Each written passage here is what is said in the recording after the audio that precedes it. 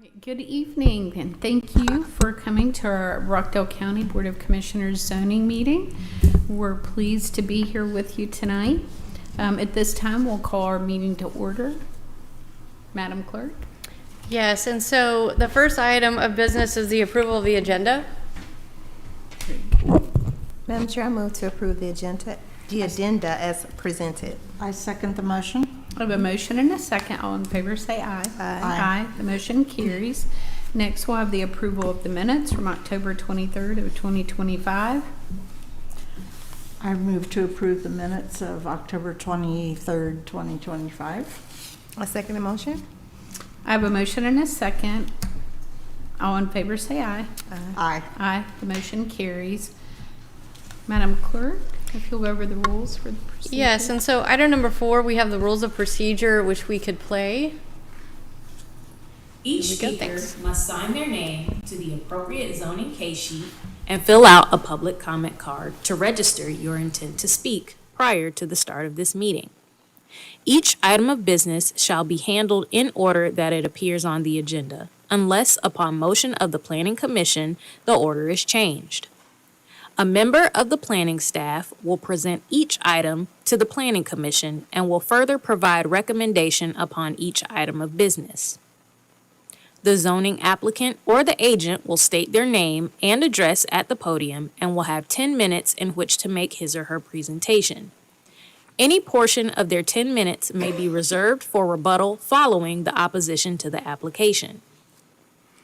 After the applicant's presentation, all registered speakers who wish to speak in favor of the application will then be heard. Prior to speaking upon the item, each registered speaker will state their name and address at the podium.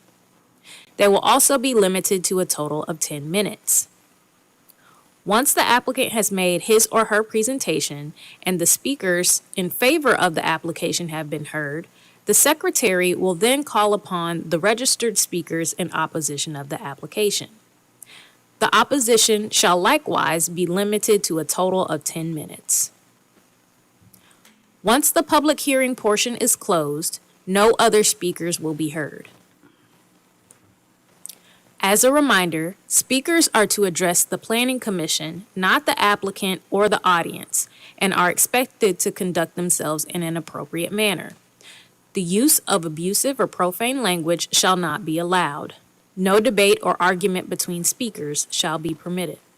After all public comments have been heard, the Planning Commission may elect to hold general discussion. The Planning Commission will vote upon a recommendation that will continue forward to the Rockdale County Board of Commissioners public hearings. So, Madam Chair, if you could turn the recording off, please. I'd like to make a correction to the record tonight. I think the wrong recording was playing. So this is the Board of Commissioners public hearing tonight. These items have been before the Planning Commission already. And so just to briefly go over what you just heard, the procedures are correct, but you will be addressing the Board of Commissioners and the chair should you choose to make a comment. Each side is allotted 10 minutes per side. The first application that we have is actually 2 applications, so they'll be allotted 20 minutes per side. And the last would be a text amendment, which would be allowed for the public comment for 10 minutes collectively. So just wanted to make that clarification. Okay, very good. All right. Thank you. All right. So at this time, we do not have any unfinished business on item 5. So we'll move to new business, item number 6. Each speaker.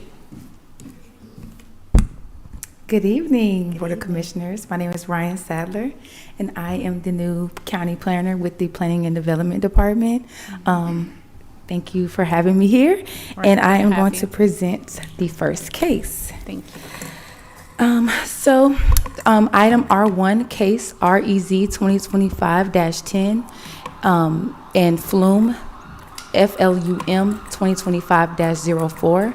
Site address is 2992 Highway 155 Southwest, and the applicant is DNG Atlanta LLC in care of Mr. Singh. Very good. So we have a FLUM amendment and a rezoning to the The first rezoning request is to rezone 1.46 acres from C1 local commercial to C2 general commercial to permit the expansion of allowable uses on this site. And the Flume amendment will be from low-density agriculture to commercial to permit the expansion of allowable uses. And just a little background history on this particular property. The subject site is currently Zone C1. In January 2024, the applicant submitted an administrative variance request to reduce the 50-foot buffer from 50 to 25. The administrative variance was approved because the request met the standards of approval for that variance request. And in March of 2024, the applicant submitted a combination plat to consolidate, I believe you could see it on one of these slides. But if you see that line that's kind of running down the middle of that red parcel where the star is, the applicant came and combined those two lots to make it 1 acre for that entire site, and no additional variances or special use permits were submitted for that application. Okay. And just jumping back, here is an aerial view of the site. Thank you for that. Here is the surrounding zonings. Again, the current site is currently zone C1, and the surrounding zonings are AR to the north, AR to the east, C1 to the south, and west is Henry County. I don't like to usually tell their zoning, so that's why I didn't mention that one, but that is Henry County on the other side. Here is the future land use map. The current designation is low density agriculture and residential. And most of that surrounding the site is low density, and on the far right side will be neighborhood commercial. In the pink. Yes, in the pink. And here is the relationship to the comprehensive plan. This goes back to that future land use map amendment request. For the C1 zoning, that future land use map designation would be commercial. So the C2 zoning is permitted in the future land use map. So here is a site plan of the proposed emission station. In the yellow that's highlighted at that far kind of left corner is where the emission station will be placed. And I wanted to just give you some more background history on what the request is. The applicant's main commercial proposed use is an emission station as a complementary use to the existing gas station and convenience store on the property, a use not permitted in the C1 zoning. The nearest emission station is approximately 5.5 miles away, requiring residents to travel outside their immediate area for a mandatory service. The emission station will require minor site adjustments and equipment installation.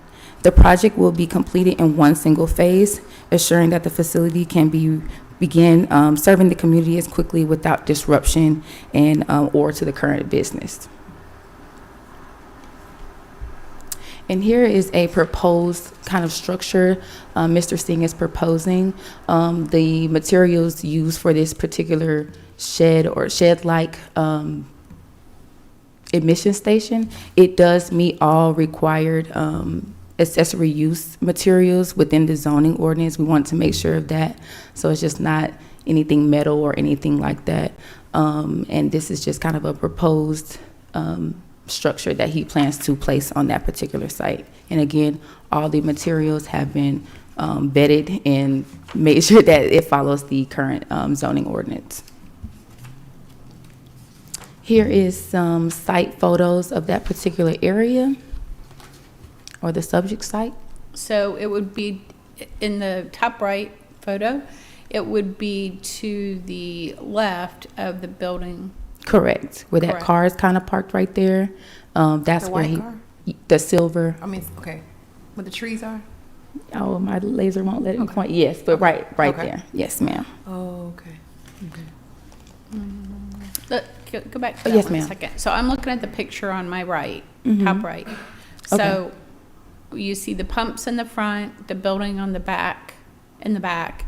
So in the drawing I'm looking at, it looks like the building would be on the left of the building, Correct. not the right where there's parking spots. Yes, ma'am. Correct? Yes, ma'am. So aesthetically, that's gonna, because the building in the back's not brick. No, ma'am. Okay. All right. And what assurances would we have of it being well-maintained and? We did condition that Okay. as far as the zoning conditions, and if this rezoning does get granted, if any expansions or any additional uses that he proposes to do, he would have to come back to us to make sure that those standards are being met and make sure the property will be maintained. Yes, ma'am. Okay, very good. All right, thank you.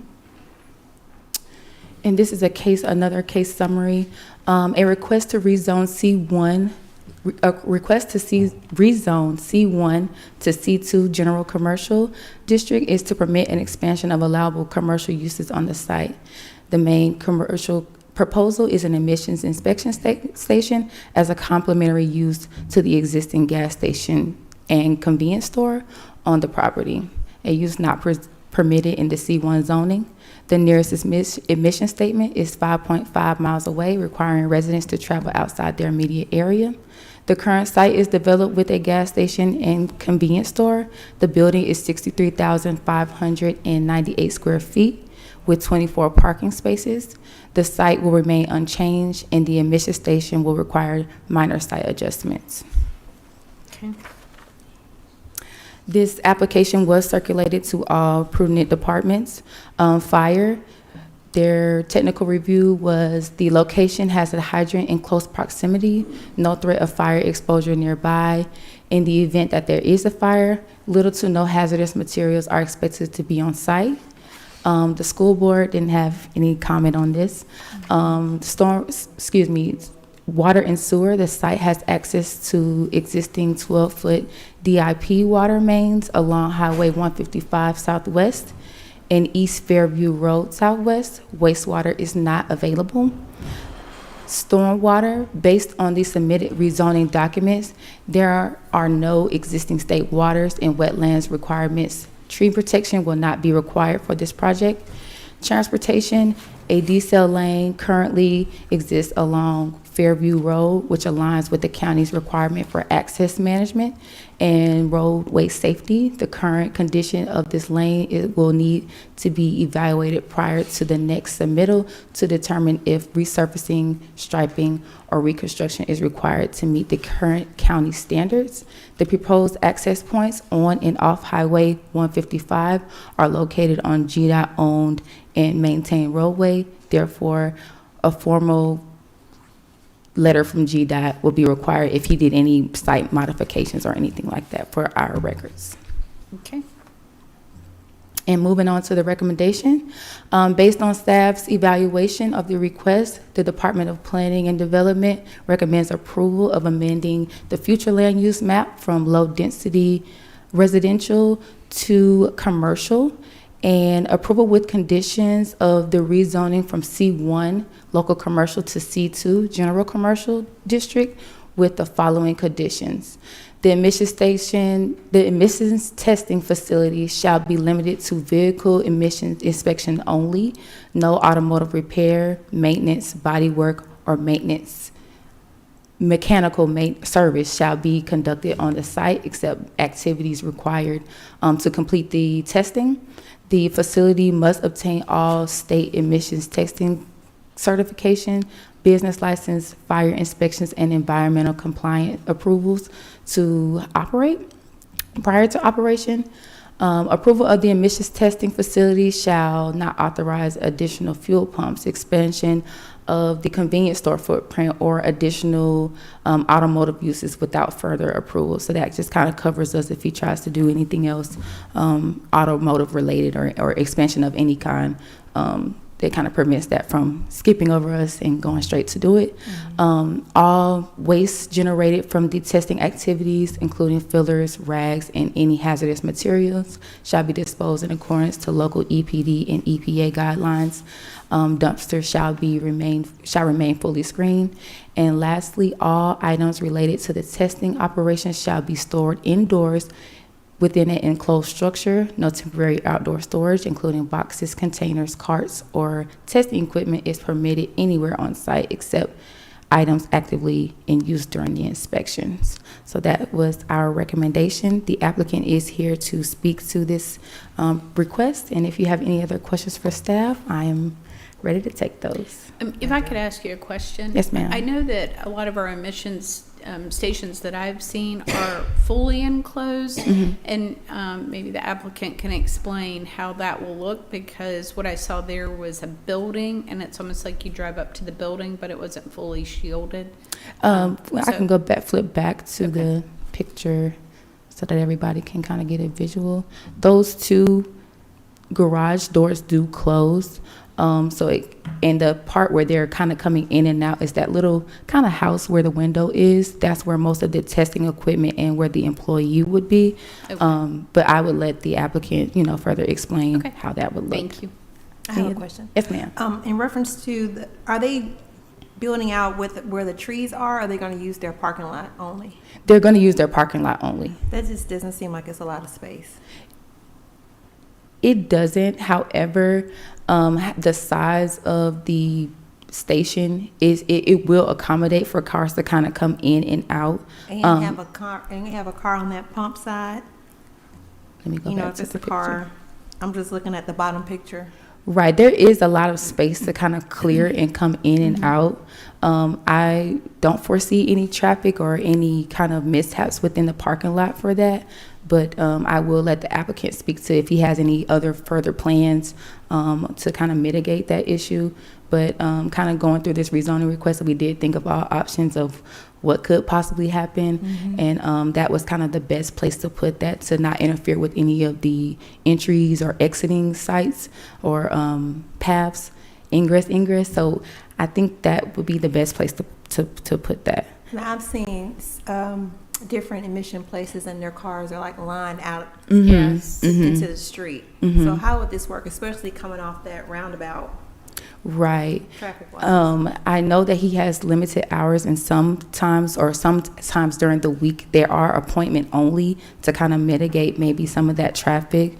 But I would let him speak to kind of what his plans That's are just for a that. concern, especially since it's 5 miles from the nearest one. So it'll be a lot of people there. Yeah. in my thought. Yeah.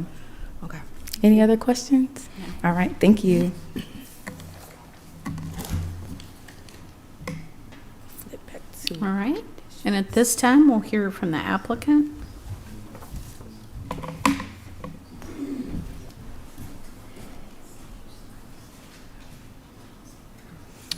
And do you have a representative tonight? Is the applicant? Would you like to come forward, please?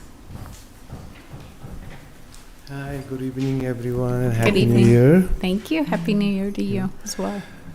My name is Kuljinder Singh, and I'm owner of the property. So we own this property operation since 2017, Okay, great. and it used to be a mission station across the street in a Chevron station, but they were shut down last year. So now we are operating a gas station and a convenience store, and actually a lot of our customers, they asking that there is no emission station in 5-mile radius all around. Even the Henry, even the Rockdale, even the DeKalb is like half a mile down. So a lot of the customers of Rockdale County, they have to go to most of them go to the DeKalb County. So we got an idea that we have everything space, everything there. So to add a mission station, our property is now C1 zone, so they require to be C2. So that's why we want to request to change to rezone to C2. So this will, I will say, like one-stop shop. People come for the gas and convenience store, whenever they need, they can have a mission done. They can have a less traffic if they go on 155 to go to a cab or Henry.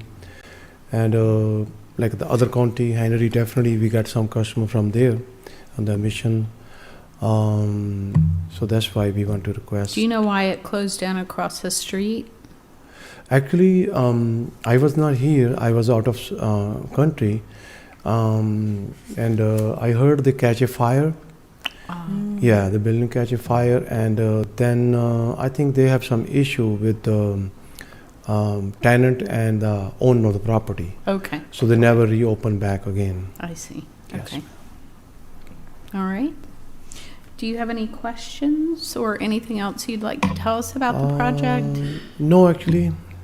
We're good. Hmm. Do you have any questions? No, just the ones that I asked her. Just how Do you have any- I asked her about this space. Is there enough room for the cars to come in, come out, and then somebody be at that pump? That's just a concern of mine. That's all. And then the backup in the street in order to wait, because it's not a long parking lot from what I see. It'll be a line, so that's kind of a concern as well. Right, we are looking the picture, we, that the drawing, so we have a more space if we move a little bit to the left side. So like you concerned that, if they backen up, because they go in and then they're done, they back up the car. So we can move that one a little bit to the, to avoid that situation. Oh, okay. Yeah, because we have plenty of space. Okay. Thank you. Okay, thank you. All right. So is there anyone signed up to speak for or against these applications tonight? No? So any other We don't comments have on anybody, these? no. Okay. As an agent representative, can I also add to this? You can, if you'd like to come forward. Sorry. My name is Rohandeep Sekhal, representative of Mr. Kuljinder Singh as well.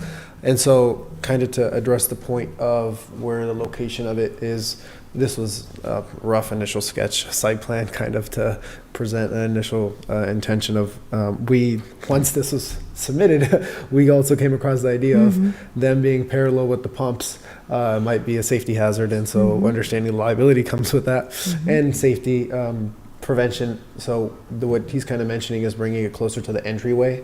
So that's why he kind of said left. If you think so, further away from the store towards the front. Another proposal was kind of also in the opposite corner, the station that's across the street, the Chevron that's in Henry County. Their existing location, or the way they had their site plan was where the roundabout corner was where the emission station was, and it was at a corner stop, so it kind of had a one-way entry and one-way separate exit, so it was a Yeah, drive-through that's what I've seen rather than primarily. a drive-in. And so that's also something we've come across that at the end of the day, whatever works with the county standards, and to obviously be safe as well. And also to look at towards the traffic idea. We haven't in that specific area. I think it's a bit rural compared to. I do, yeah. So in terms of speaking from across the street, existing emission station, what kind of traffic they had, there wasn't ever a point of a line to where it's like, going through the street. Max was one car waiting for somebody else at any point in time. And so, and the reason I know that's because we have a different station and he's a mutual tenant. So that's how I know I know the tenant personally as well, or the existing tenant that was there at the time. And to piggyback, they had a little bit of tenant landlord issues is the reason why it didn't pan out. Now I think it's a tinting station or window tinting station is what's in the same building. It got rebuilt. Everything's good. The fire that happened had nothing to do with the equipment. It was like a separate line or something that had become an issue. So yeah, if there's any other questions or anything else that I didn't address or answer, please feel free to ask, and Thank you. I'd love to address it. Well, I'd just like to say is part of the gateway to Rockdale. That's a pretty prominent place, and of course we want to make sure that aesthetically it looks nice.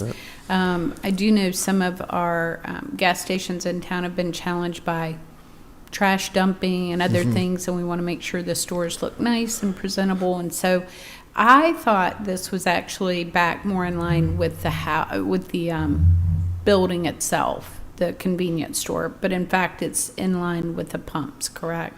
Yeah, so yes, to Okay. answer your question, yes. It's not in line, it's not on that same back lot. We're in line with the building. If it would be that, it's kind of where, that would be where the black rectangle is at the top. I guess that's where the Yeah. line is. I also think the pictures that were shown to you guys aren't really up to date. There's a lot more, it seems more forestry. Not we, but Mr. KJ here takes pretty nice care. I'm not there, but he has flower pots and stuff. I think it's something to see. Rather, I wish we had pictures.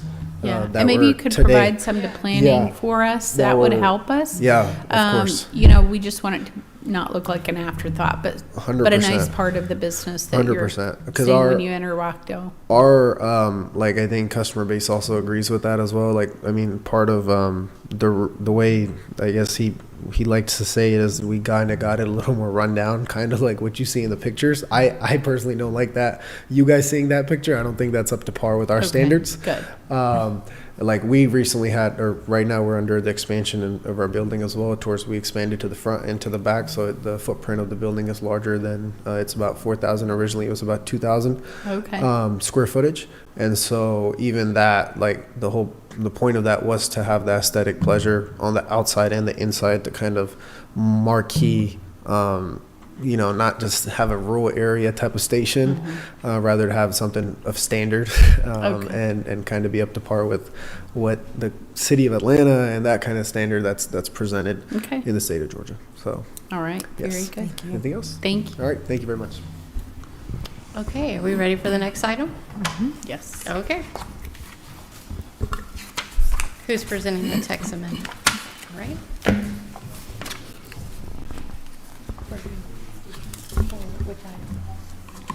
Oh, okay.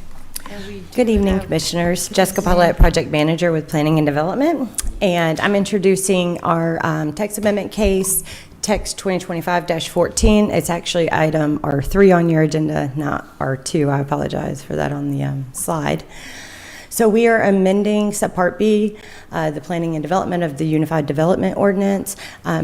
In relation to our short-term rental, we currently have an ordinance in place, but we've made amendments to that ordinance, and some of those amendments, we updated the language from permit to license. The short-term rental application process would take about 90 to 120 days under a special use permit process. So we changed it to a licensing process that's similar to our alcohol licensing. And this will expedite the processing times, but also allow for public comment on those short-term rentals. So a list of the short-term rentals will come before the board, just like our alcohol license do. So folks can make public comment on those as they are presented for approval. We also updated the amount of short-term rentals allowed in the county. So we changed it to 350. Right now, the ordinance does not have a limit. And since we placed a limit on them, we also included a process for waitlisted applications. We also removed some of the bedroom, bathroom, and closet heated square footage language. That was just a little excessive because that's already a standard of the International Building Code and would have already been met when the house was built.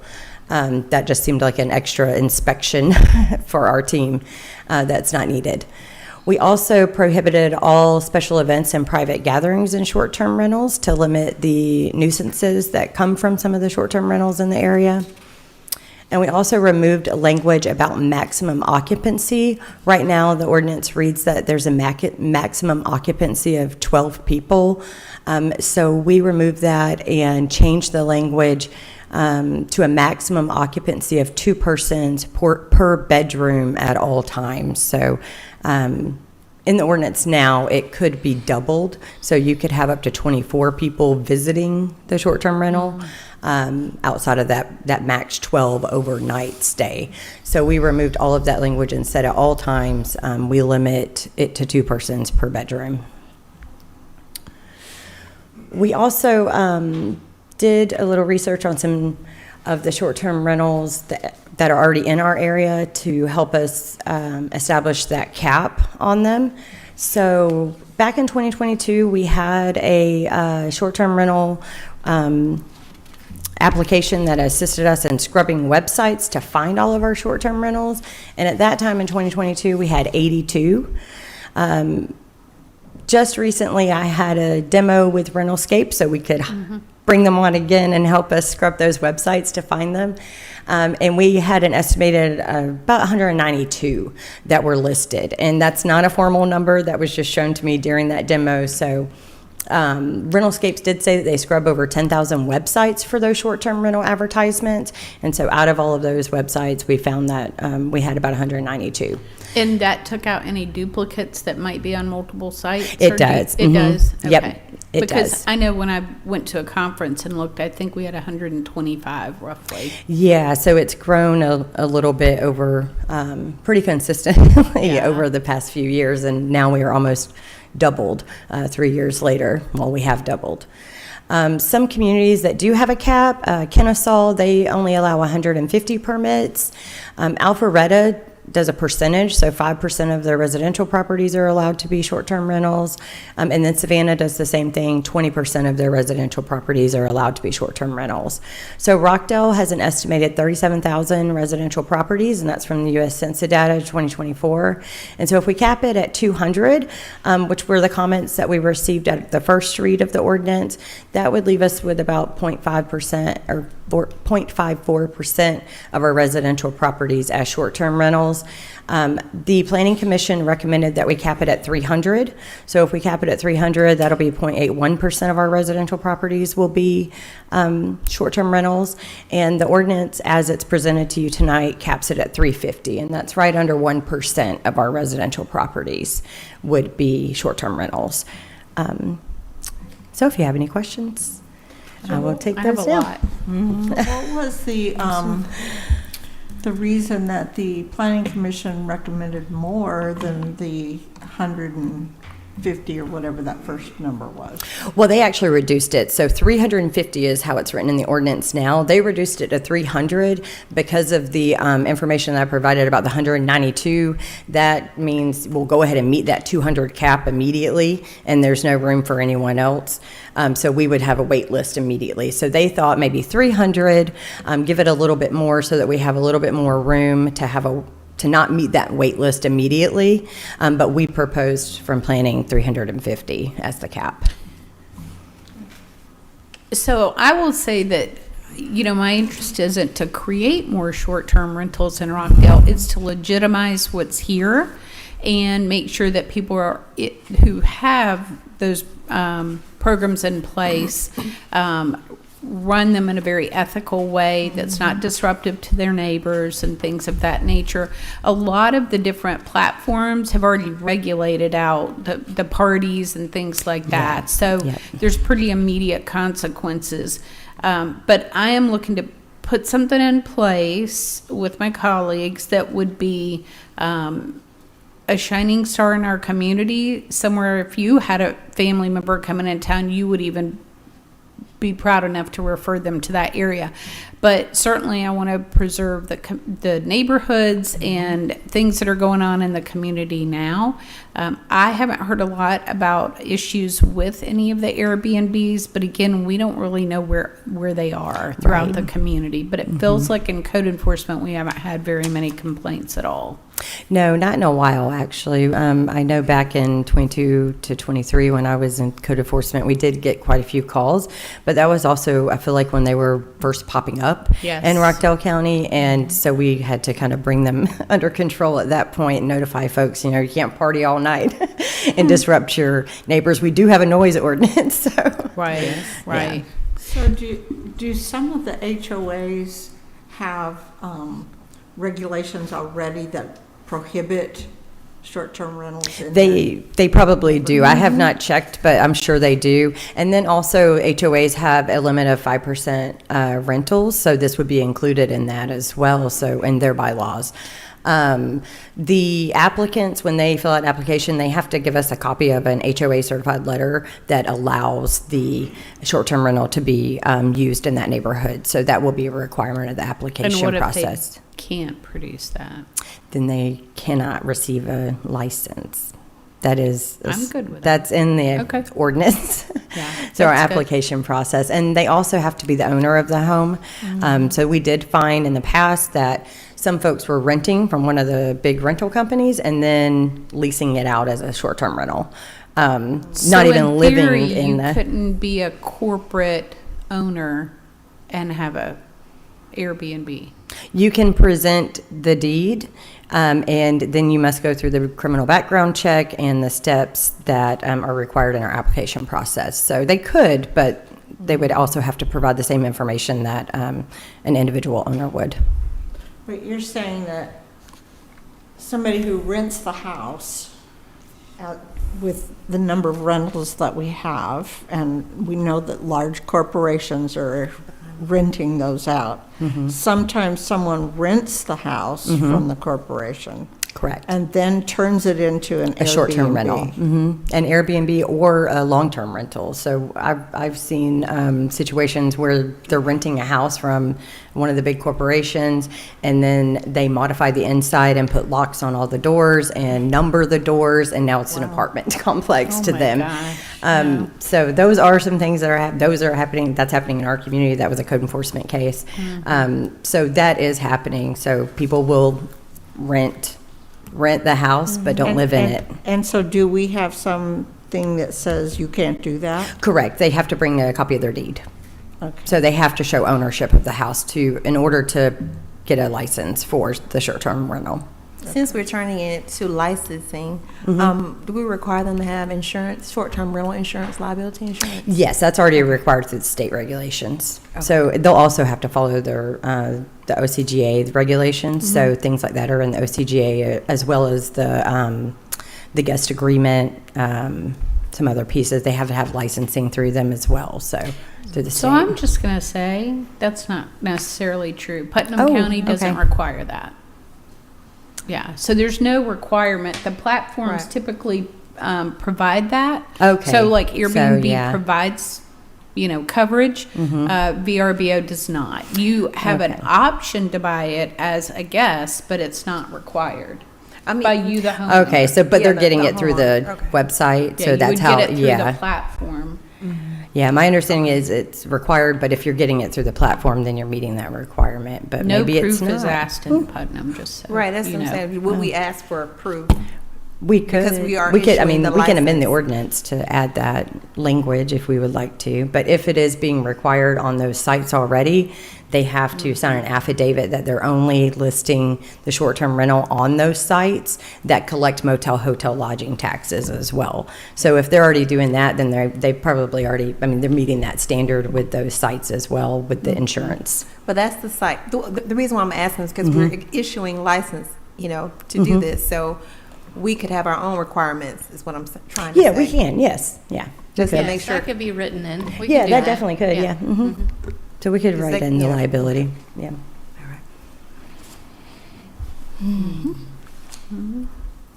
Okay, I had more questions. I got derailed on that question right there. Okay, so I'm not a fan of the 350. Okay. I think doing something like 225 that's more conservative sends a message of urgency to the ones that are operating. When we put such a big number out there like 350, it's like, I can register anytime.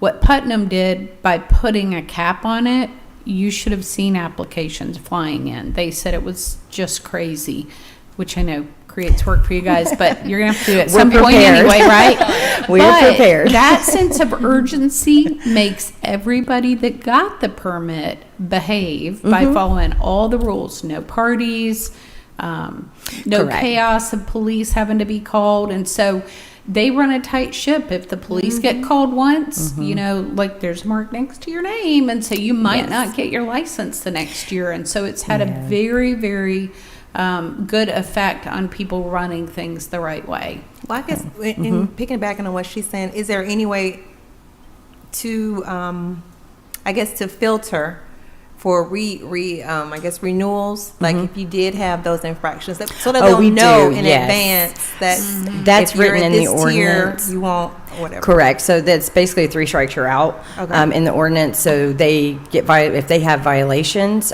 So we're finishing up our standard operating procedures and the Okay. things that will be going into that. But we will be connecting with code enforcement. So anytime code enforcement has to go out to a short-term rental, that will be tracked in our system as well. And so it's, you hit your strikes, then you're out, you don't get renewal, and then you have to wait 2 years before you can come back to the list. So. Now, the caveat for this year may be that we are hosting the World Cup, and we know that people are going to be coming out a little bit to the suburbs. I know Rockdale has big plans for hosting different events right here for the World Cup. So, a little bit of flexibility there, but I think 350 is a lot to put out there. So, Okay. But 225 is the So- recommendation. 225, 250, something like that. So when you talk about flexibility, in what way? In the number that we accept. Okay. Like if we know we have 192, all 192 are not going to come through the licensing process. They just won't, unfortunately. There's a number that aren't going to be able to produce a letter from an HOA.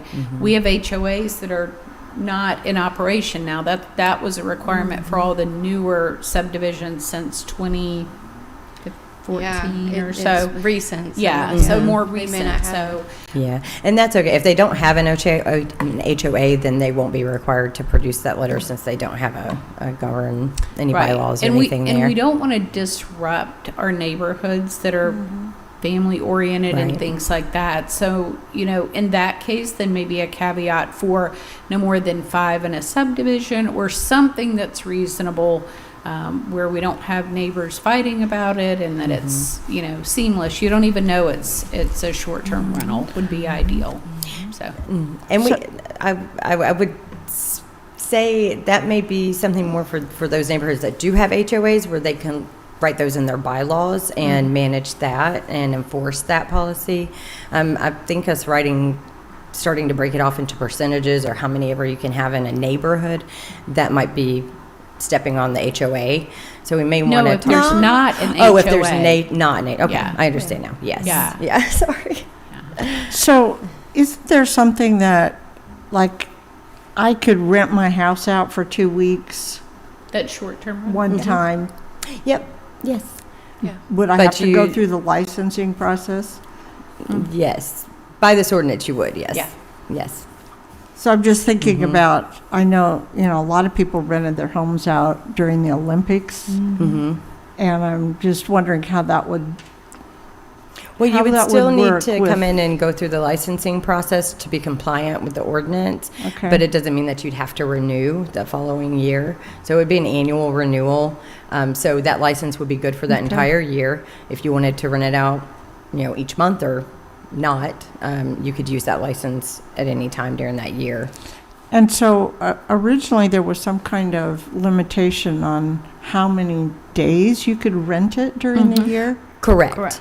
And what is that? So it's under 30 days is considered a short-term rental. So it can only rent to one party for 30 days and then it has to switch to a new person. You can't you cannot create a long-term rental out of a short-term rental. So it needs to change. That's why the occupancy agreement, and they have to keep logs of who stays and who goes in the short-term rentals to prevent it from becoming a long-term rental. So I imagine there will be folks who rent it for 30 days to someone and then continue another 30 days. Well, I know people But, that yeah, that's if they the need long-term someplace for a few rental. months, they'll do a short-term rental. We're trying to prevent that with this ordinance. So the ordinance has language that it must be rented for 30 days or less to be considered a short-term rental. Outside of that, you may just want to think about doing a regular rental lease agreement for the amount of time and not go the short-term rental way. That would just be a private lease. So let me say, why as a county do we care if they stay 1 month or 3 months? If we are having them legalize it by going through a process and we have the information, Yeah. maybe those people are Well, it's I don't know.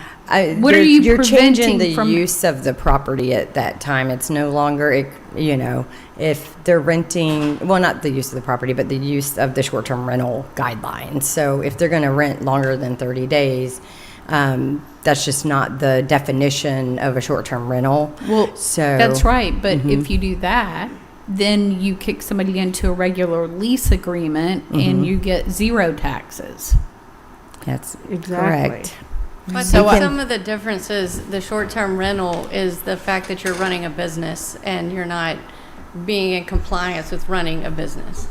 I think renting and leasing is one thing, but then the short-term is the regulation of the business that they're running, because you are, and you're not calling yourself a hotel or a Right. short-term rental. So I think that's what the regulation part is about. And so these properties that do register, they're required to get the short-term rental license, but also an occupational tax certificate, so they'll be paying their occupation taxes.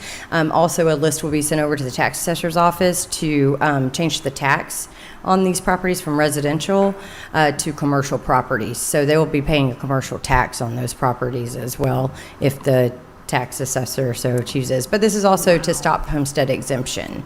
So people may be getting homestead exemption, but not living there and renting it out as a short-term rental because they don't live there. So that will prevent that as well, so that we make sure that folks are paying the correct tax.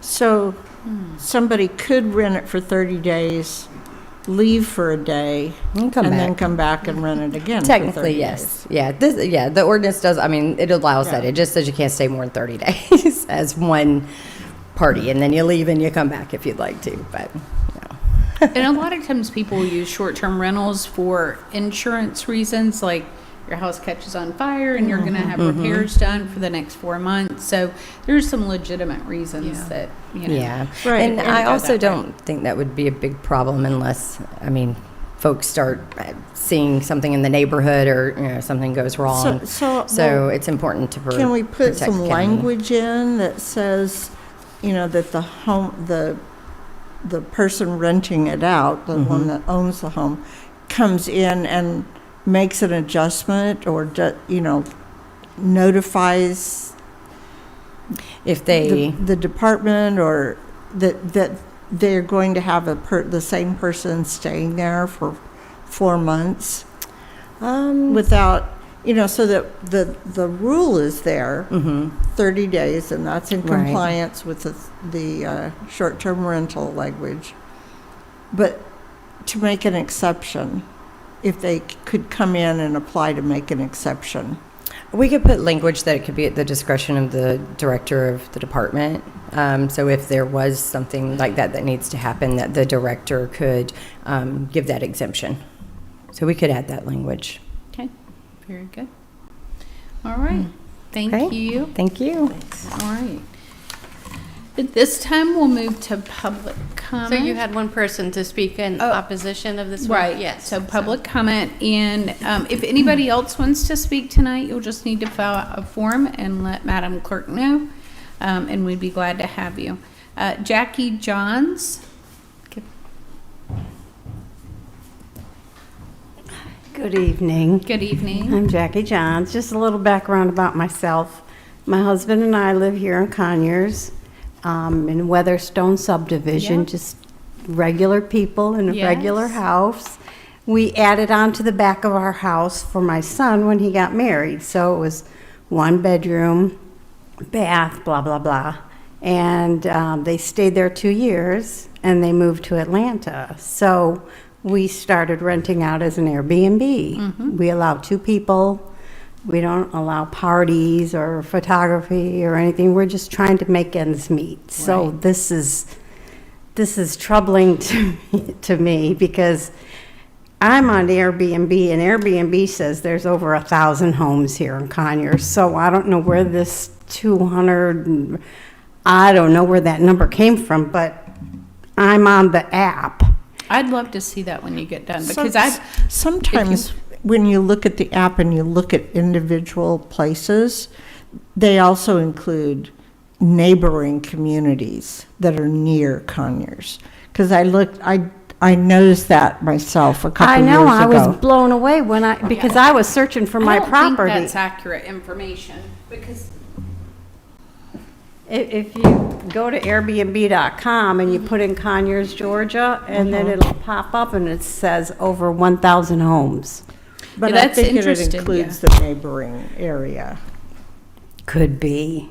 I don't I'm really pretty sure know. it does. But Okay. I have searched for my property and I can't even see it in that long list of, Wow. Yeah, so I know that number has got to be way off. Okay. I really don't believe that there's just 200 or whatever. But I really need to do this. Okay. And I think it's great that you took time to come tonight because the face of the people that are hosting our community, it sounds like you're providing something very valuable in our community. Of course, bad actors always make these things come to light, right? And we want to make sure that our neighborhoods are protected. So probably what goes on at your home, your neighbors may not even know that you do that, right? I know, it just looks like we're in a subdivision, our house, and, we ask our guests to park in the driveway on the right side. We have a private entrance that goes around at the back of the house, so, it looks like just company. So do they stay long-term, or do they mostly stay short-term? My average length of stay is 3 days. Okay, well Okay. then that would work with the, But what pains me is they said they're limiting the number, and according to Airbnb, there's quite a few, and I just want to make sure I get my name in there. Well, we want people to feel exactly like what you're feeling in a way, only because we want them to hurry and get legitimate, right? If we open it like come whenever, I mean, I just think Putnam did a really good job with their program, and we don't want people to drag it out for months and months, not do the right thing, right? See, for me, I consider Airbnb and VRBO as you are a host, right? Just like a bed and breakfast, but in your own home. And I think it can be a real positive for the community. In fact, the first one on the website comes up as Home in Conyers, Southern Hospitality, near Atlanta, pool, fire pit, bedrooms.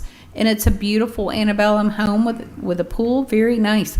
That's a good representation for Rockdale, right? Mm-hmm. And that's what we're looking for. So for some reason, mine doesn't say all those homes, but it doesn't say that. yeah. Mine says But we just want to 376. make sure that our community is protected and.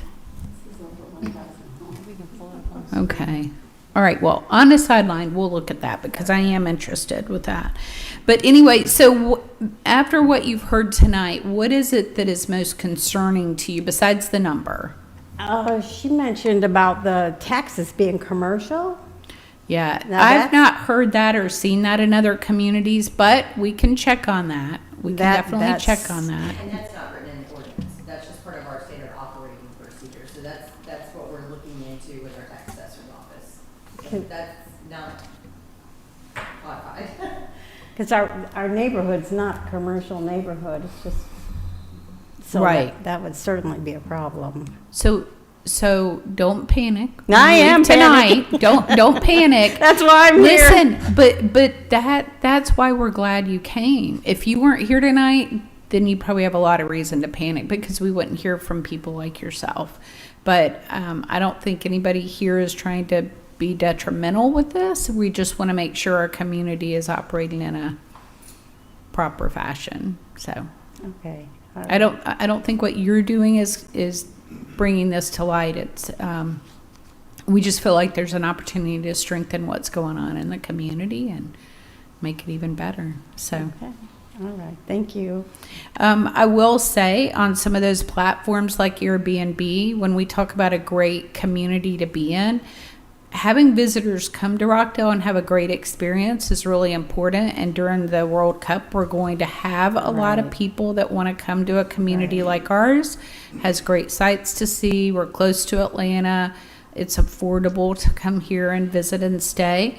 But on Airbnb, you can also do experiences So I know that when we've traveled to Miami, my husband and I took a cooking class in someone's home and different things like that. And I'd love to see people sign up and offer walking tours in Conyers or other unique experiences like that. So It's anyway. certainly something to look forward to. Yes, yes. So we will work very hard on this to make it something that you probably are going to be very proud of. Okay. So, all right. Thanks. Thank you. Are there any other people that would like to speak tonight? No? Okay. All right. With that in mind, that is the end of our meeting for tonight. And if you have no other comments, Madam I Clerk? think that's all. Okay. Any reports from planning? Okay, great. All right. And Commissioner Williams, Smith, do you have anything? No, thank you. All right, well, that adjourns the meeting for tonight. And I do want to give a shout out to our Planning and Development Office. Thank you so much for your hard work on these. All right, good night. Bye-bye.